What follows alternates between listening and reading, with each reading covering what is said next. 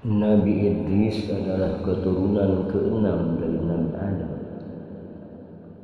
Menurut riwayat, Nabi Idris bermukim di Mesir, berdakwah untuk agama Allah, mengajarkan tauhid dan beribadah kepada Allah, serta memberi petunjuk kepada pengikutnya agar senantiasa menetapi kebenaran, menyelamatkan diri dari siksaan akhirat dan kehancuran serta kebinasaan di dunia. Konon ia diangkat menjadi Rasul ketika berumur 82 tahun. Di antara beberapa nasihatnya ialah: 1. Kesabaran yang disertai keimanan kepada Allah akan membawa kemenangan. 2. Orang yang bahagia adalah orang yang mawas diri dan mengharap syafaat Allah dengan amalan-amalan soleh. 3. Jangan bersumpah dalam keadaan kamu berdusta, dan jangan menuntut sumpah dari orang yang berdusta, supaya kamu tidak menyekutui mereka dalam dosa. 4. Janganlah mengiri orang yang mujur nasibnya, karena mereka tidak akan banyak dan lama menikmati kemujuran nasib. 5. Barang siapa melewati kesederhanaan, berlebih-lebihan atau berpoya-poya, tidak sesuatu pun akan memuaskan. 6. Kehidupan orang itu hendaknya mengandung hikmah. Disebutkan dalam satu riwayat bahwa Nabi Idris adalah orang yang pertama mengajarkan tentang menjahit, menata pakaian, ilmu palak, dan tulis menulis dengan pen. Menurut tafsir Ibnu Hatim, Nabi Idris wafat tatkala berada di langit keempat dan dibawa oleh malaikat, tersebut dalam suatu ayat. Dan ceritakanlah hai Muhammad kepada mereka kisah Idris di dalam Al-Quran. Sesungguhnya ia adalah seorang yang sangat membenarkan dan kami telah mengangkatnya ke derajat yang tinggi. Al-Quran Surat Maryam ayat 56 sampai 57. Konon demikian cerdiknya Nabi Idris ini, sehingga ia pernah melihat neraka dan surga. Ia ingin menetap di surga, namun karena surga itu hanya dihuni setelah hari kiamat, maka ia tidak diperkenankan tinggal di sana. Maka ia hendak dikembalikan ke dunia. Nabi Idris tidak mau kembali ke dunia karena nyawanya telah dicabut. Maka ia memilih tinggal di langit. Nabi Nuh adalah nabi keempat sesudah Nabi Adam alaihissalam. Ia keturunan ke-9 dari Nabi Adam alaihissalam. Nabi Nuh menerima wahyu kenabian dalam masa kekosongan antara dua rasul. Dalam masa kekosongan itu biasanya manusia secara berangsur-angsur melupakan ajaran agama Allah. Mereka kembali menjadi musyrik, meninggalkan kebajikan, melakukan kemunkaran dan kemaksiatan. Nabi Nuh diutus ke tengah-tengah masyarakat yang sedang menyembah berhala. Berhala itu sebetulnya adalah patung-patung buatan mereka sendiri. Menurut mereka, berhala itu mempunyai kekuatan gaib di atas manusia, dan mereka menamakannya sesuai dengan selera mereka sendiri. Kadang-kadang mereka namakan Wad dan Suwa, kadang Yahud dan kadang Yakub dan Nasr. Nabi Nuh adalah orang cerdas dan sabar. Ia mengajak kaumnya untuk berpikir. Ia mengajak kaumnya melihat alam semesta ciptaan Allah, langit dengan bulan, bintang dan matahari, bumi dengan kekayaan yang ada di atas dan di bawah, berupa hewan, tumbuhan, dan air yang mengalir, pergantian siang dan malam. Semua itu menjadi bukti dan tanda kekuasaan dan keesaan Allah Subhanahu wa Ta'ala. Nabi Nuh juga memberikan kesabaran, kabar akan adanya ganjaran berupa surga dan kenikmatannya bagi mereka yang beramal soleh, dan balasan siksa mereka neraka bagi mereka yang membangkang atas perintah Allah, yaitu mereka yang munkar dan bergelimang dalam dosa dan kemaksiatan.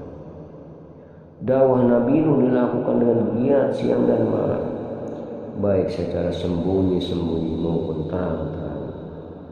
Beliau termasuk orang yang cerdas, fasih berbicara, tajam pemikiran, pandai berdiskusi, bersifat sabar dan tenang. Nabi Nuh diangkat menjadi Rasul ketika berusia 450 tahun dan wafat pada usia 950 tahun. Dengan demikian Nabi Nuh berdakwah kepada umatnya selama 5 abad atau 500 tahun. Meski demikian, pengikut Nabi Nuh yang beriman hanya sedikit, yaitu kurang dari 100 orang. Umat Nabi Nuh banyak yang ingkar jika Nabi Nuh mengajak beribadah kepada Allah dan menegakkan tauhid. Umatnya selalu menentang dan mengejeknya. Para pengikut Nabi Nuh kebanyakan hanya para fakir miskin atau golongan ekonomi lemah. Para bangsawan, orang-orang kaya terpandang di masa malah memusuhi. Pada suatu ketika orang-orang kafir hendak menipu Nabi Nuh. Mereka mengatakan bersedia mengikuti Nabi Nuh asalkan Nabi Nuh mau mengusir para pengikutnya yang terdiri dari orang-orang miskin. Namun Nabi Nuh dengan tegas menolak permintaan orang-orang kaya. Kecerdasan dan kefasihan Nabi Nuh mengalahkan segala hujah orang-orang kafir. Akhirnya orang kafir jengkel dan menantang Nabi Nuh. Mereka berkata, "Hai Nuh, sesungguhnya kamu telah membantah dengan kami dan kamu telah memperpanjang bantahanmu terhadap kami. Maka datangkanlah kepada kami ajal yang kamu ancamkan kepada kami jika kamu termasuk orang-orang yang benar." Nabi Nuh menjawab, "Hanya Allah yang akan mendatangkan ajab itu kepadamu jika Dia menghendaki, dan kamu sekali-kali tidak akan dapat melepaskan diri. Tidaklah bermanfaat nasihatku kepadamu jika Allah ternyata hendak menyesatkanmu. Dia adalah Tuhanmu dan kepadanya lah kamu dikembalikan."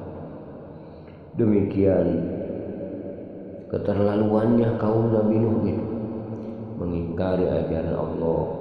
Mereka bahkan mengejek dan menghina Nabi Nuh sebagai orang bodoh dan gila.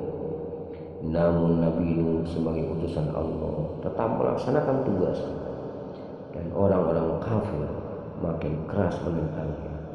Mereka bahkan mengancam Nabi Nuh alaihissalam. "Sungguh jika kamu tidak mau berhenti berdakwah," kata mereka, "maka kami akan merajammu beramai-ramai." Setelah dakwah yang disampaikan menemui jalan buntu dan pengikutnya tidak bertambah, maka Nabi Nuh mengadukan kaum itu kepada Allah.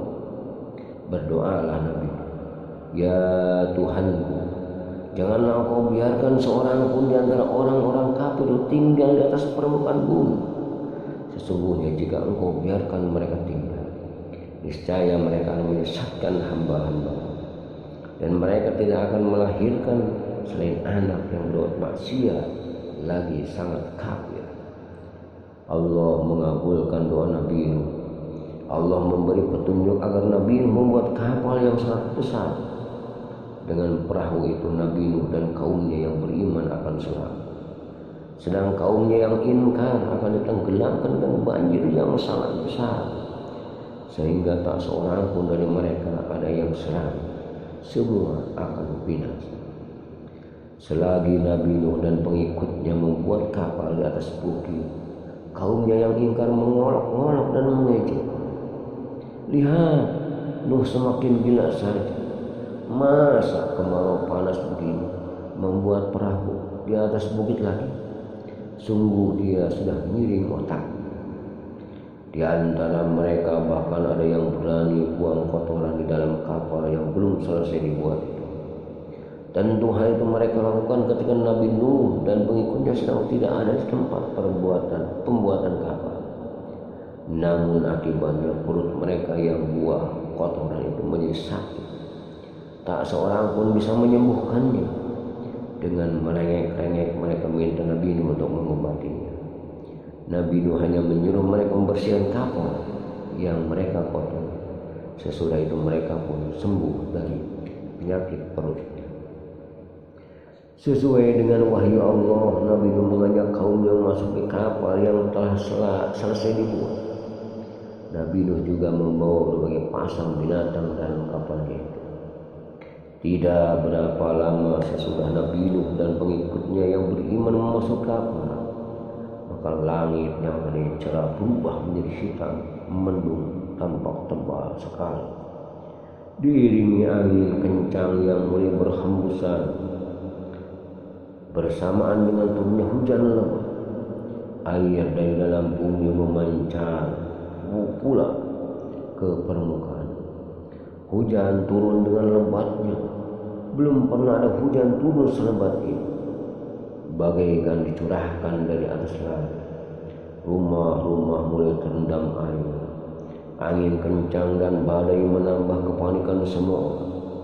Dari kejauhan Nabi Nuh melihat salah seorang putranya, yaitu Kan'an, sedang berlari-lari menuju puncak gunung. Nabi Nuh memanggil anaknya, "Hei anakku, kemari, naiklah ke kapalku, maka kau akan selamat." "Tidak, aku akan berlari ke atas bukit sana, aku pasti akan selamat." "Anakku, pada hari ini tidak seorang pun dapat menyelamatkan diri dari azab Allah." Tapi Kan'an dengan sombongnya terus berlari. Ia tak menghiraukan panggilan ayahnya. Ia mengira banjir itu hanya bencana alam biasa yang segera reda. Maka ia terus berlari mendaki puncak gunung. Memang Kan'an tidak mau mengikuti ajaran Nabi Nuh. Ia lebih suka hidup bersama orang-orang kafir. Karena itu ia tak mau menumpang kepala Nabi Nuh alaihissalam. Nabi Nuh merasa terenyuh, sedih dan berduka. Bagaimanapun Kan'an adalah putranya sendiri. Maka ia berdoa kepada Allah agar Kan'an diselamatkan. Namun Allah menolak permintaan Nabi Nuh. Sebab Kan'an itu walaupun putra Nabi Nuh sendiri, ia anak yang durhaka, tidak mau beriman. Berdasarkan suatu riwayat, kapal yang membawa Nabi Nuh dan para pengikutnya itu berlayar selama 40 hari. Sesudah itu banjir mereda. Kapal Nabi Nuh terdampar di sebuah puncak gunung yang dahulu disebut Gunung Jodi. Ternyata di zaman sekarang yang dimaksud Gunung Jodi itu ada di wilayah Turki. Para ilmuwan telah menemukan fosil kapal Nabi Nuh tersebut. Dengan demikian, agama bukanlah dongeng belaka. Agama adalah keyakinan yang benar. Cerita tentang para nabi dan rasul adalah benar. Nabi Nuh dan pengikutnya diperintahkan turun dari kapal. Demikian pula beraneka pasang binatang yang ada di dalam kapal. Dengan demikian binasalah orang-orang kafir yang menentang Nabi Nuh.